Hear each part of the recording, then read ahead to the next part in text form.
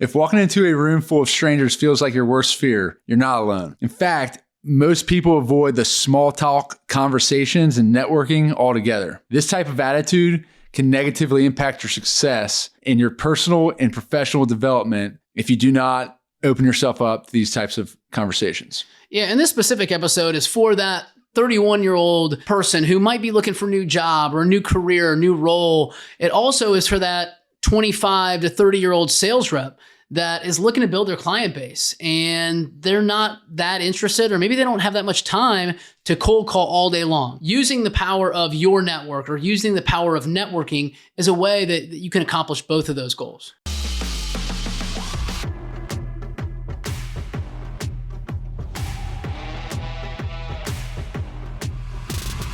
And Brian, why do you think there's such an uncomfortable connotation around the term networking? Does it really mean like strategic connection? Like what does it mean? Yeah, so I think sometimes people view it as like speed dating, right? They might go to like a network conference or maybe like a lunch and learn type of deal.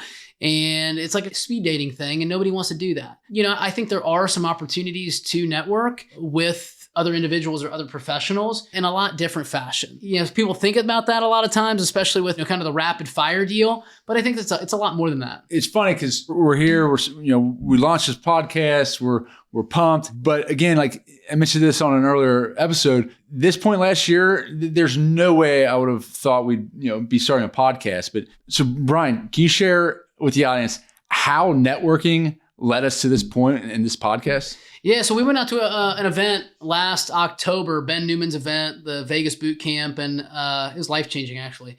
You and I went out there, maybe not every single one, but majority of the people that we talked to, very successful, very driven, entrepreneurs. Every single one of those people had a podcast, right? They got their voice out to the market, and they were sharing their knowledge with everyone in their industry. So I think with that, not necessarily it put us in touch with specific podcast folks, but it gave us the encouragement to do our own podcast ourselves. I think the best part of that entire experience, and you're right, life-changing, changed your life, changed mine, was early on before we even went out there. We felt like we weren't, like these people are next level. These people are elite professionals. We felt like we didn't belong in that room. They were so impressive. In fact, there's 10 people in this room. We're sitting next to a couple young guys, incredible people. And I look over and this guy has consistency wins on his arm. I'm like, dude, I love consistency. We talk about it all the time. What's the reasoning behind that? He's like, oh, it's our podcast. It's called Consistency Wins. Yeah. I'm like, everybody has a podcast right. at this event. You're the one, props to you. You're the one that took that leap and pushed it across the finish line. But Brian, I think it's safe to say it was probably the biggest, best networking opportunity we've ever been a part of. Yeah. What were some of your big takeaways from something like that? Yeah, I mean, I think a couple of things, man. It was being in the room with all those other high achievers, right? Like that is the room that I want to be in 24/7, right? Where everybody else is trying to be next level or try to achieve a certain level of success. And, I love that piece of it. I also, even when you go back to the folks who were sitting next to with the Consistency Wins tattooed on his arm or hand or something like that, I figured these are two younger guys. And my thought process was, you know what, if they can do it, we can do it. Right. And so they told us that they'd had their podcast for like 4 or 5 years. Yeah. Right. Which is like, oh my gosh, what are we doing? Right. So we actually work with them now. Yeah, that's right. That's right. So power of network and connections. So Brian, if I'm listening to this, I'm thinking you guys have a business, you went out to Vegas. I'm not in a position to do that. How did it get to that point? Because you don't just snap your fingers and your network with a bunch of people in Vegas. Yeah, no, great question, man. I think so. We do this thing at Veritas called Appreciation Friday, and it might be a little old school, it might be a little corny, but we write handwritten thank you cards to people that we appreciate. Right? It could be a mom, a dad, a brother, a sister, a client. One Friday, I wrote my letter to Ben Newman. Right? I follow him on social. He's an online mentor. I wrote, my letter to him and said, hey, this is what we do. We do this thing called Appreciation Friday. I just want to say thank you for all the good you're putting into this world. And he sent a Loom video back, which is just like a little personalized video on LinkedIn saying, thank you so much for sending the letter. Let's connect this week. And literally within 48 hours, this man sent me a text message and said, hey, let me know what your timeline looks like for this week. And we're talking about Ben Newman, one of the top 5 performance coaches in the world. So pretty incredible, from his side as well, like trying to develop that relationship and share his knowledge. So yeah, it's a cool event. Obviously we're huge fans of Ben, and he does a great job, developing the community that he has. And again, that his boot camp in Vegas was, one of the best experiences, I think, because of the people and the community that he's fostered. Yeah. And it goes back to everybody has a guy, or you probably know a guy that has a guy who can connect you with anybody and everyone. Yeah. That's kind of how this event was. Right. And if you're meeting the right people and connecting with the right people, and you have that, similar like mind mentality, there's a lot of value that can come from those types of relationships. And it doesn't have to be out of this world. You don't have to write A-list celebrities a letter unless you want to, but you start in your inner circle. Yeah. Get to know and connect with different people, or find out who they know, or if you're passionate about a certain area or profession or a hobby, ask around. Like, there's online forums. Yeah. Facebook is a big platform. Yeah. LinkedIn, but just Google it and just do some digging and go out on a limb and maybe write a letter or send an email to someone who you wouldn't typically reach out to. Sure. No, I love it. I mean, I love taking that chance. Even local communities, right? Like, if you're a young professional and you're trying to get in with a local community, or maybe you're selling insurance and it's more of like a local community mindset, get in touch with your BNI or the business networking group that's in your town. How do I sell more insurance? How do I become more connected? How do I be, just like you said, that guy? Yeah. Right. Like, I know a guy. Oh, you need help with business insurance? Oh, talk to John Smith, right? So I think there's a ton of value in that. And for me, anytime that I've had a referral from a client perspective, it's a lot smoother than any other cold call relationship that I've had to drum up out of nowhere. No way. Well, how is that? Tell me more about that. Yeah. So, I think that's one of the lost arts of sales, right? Is the power of the referral. Who do I know in my network? Who do I know within, my network's network? And how do I pursue them and use that person as a connection? In our industry, if I'm moving shipments with ABC company, how do I reference them in hoping to close or hoping to move shipments with XYZ? I think that's, something that is underrated and it doesn't get enough attention. Yeah. And this goes for any industry, but LinkedIn in general, let's use that platform. You may not be on there. You may use different platforms. I know there's a ton out there. Slack. Sure. Not that familiar or savvy. MySpace, if you're still in MySpace. That's a joke. No one's using MySpace anymore. But LinkedIn, like, connect on LinkedIn. Look at their previous history, their previous job history. Look at their network. If you're already working with that point of contact in that company, and you're doing a great job, and you're bringing value to that relationship, you have every right to reach out to them and say, "Hey, I'm always looking for referrals. Yeah. We do a great job. I feel like if we don't, just please give me that feedback. But I feel like we do a great job. We really value our partnership.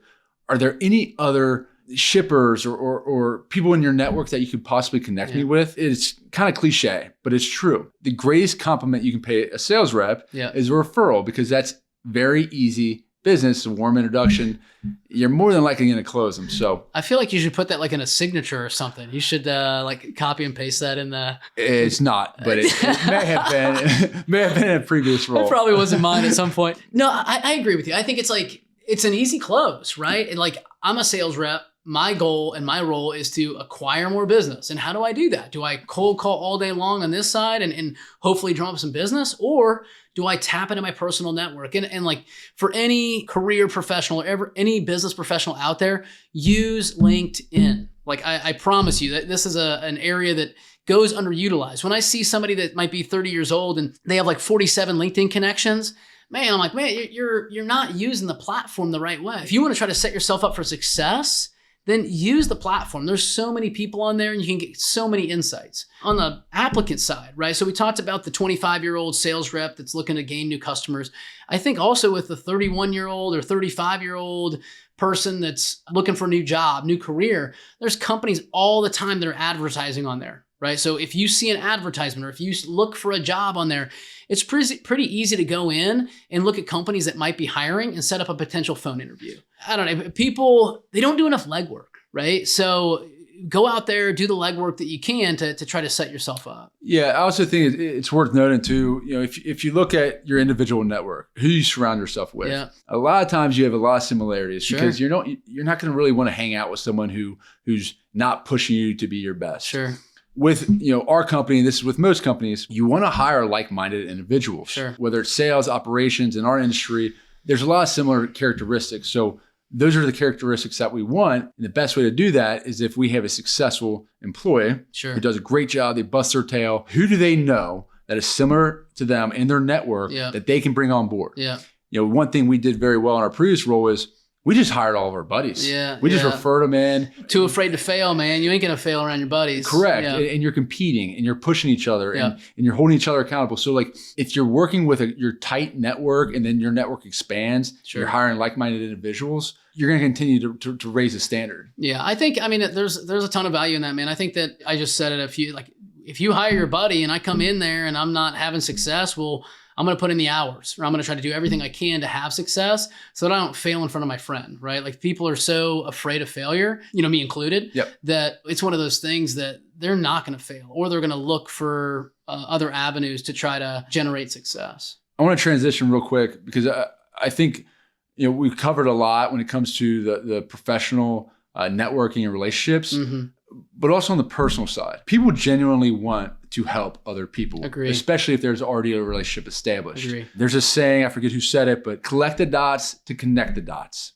Okay. So it goes back to that go-to guy, got a guy for everything. Well, if you can help someone and connect two parties, whether it's let's just say a photographer or at-home chef or a personal trainer, whatever it may be. If you can connect the dots and you've had a good experience, they do a good job, you're wanting to connect them because you're helping them. I think an unbelievable story we had early on is no one wanted to invest with us. In fact, they wanted our entire company. Sure. And the conversation kept coming up. We're meeting with people and it's just, I want 75% of your company. You're not worth anything. And we heard those conversations over and over. What about the banks, man? What do the banks say?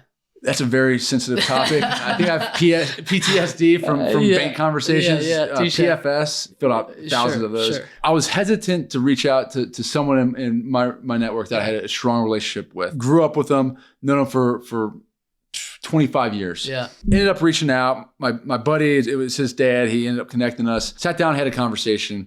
He was on board. His ask was a lot smaller than everyone else's. He was able to make some introductions, connect us to certain people, vendors, partners, CPA, but he was phenomenal and he genuinely wanted to help us. So my point here is don't assume that someone, like you're bugging someone or they don't want to help you or whatever it may be. Just ask. Depending on how you phrase it, like as long as you're not overreaching and just asking the world of them, it's not a big deal, but just ask or feel around and feel like, see if it's something that they'd be interested in. You said it earlier, man. People genuinely want to help other people. And I feel like that's who we are at our core, right? And I think that's how I feel like that's a lot of our society is people want to help other people. So I think you're absolutely right, man. I think that, if you can use your network strategically, whether it's on a, professional front or even like you just mentioned on a personal front, it's beneficial for all parties. So absolutely. Well, networking has definitely helped us. I'm sure, it's helped a variety of people in a variety of ways. But if you enjoyed this episode or find some value in it, tag someone that you think is the master networker in our comments or shoot us a DM of maybe a success story you've experienced from networking. You can't teach hunger. On this episode, we're going to talk about getting the right people with the right mentality on the ship, rowing in the same direction.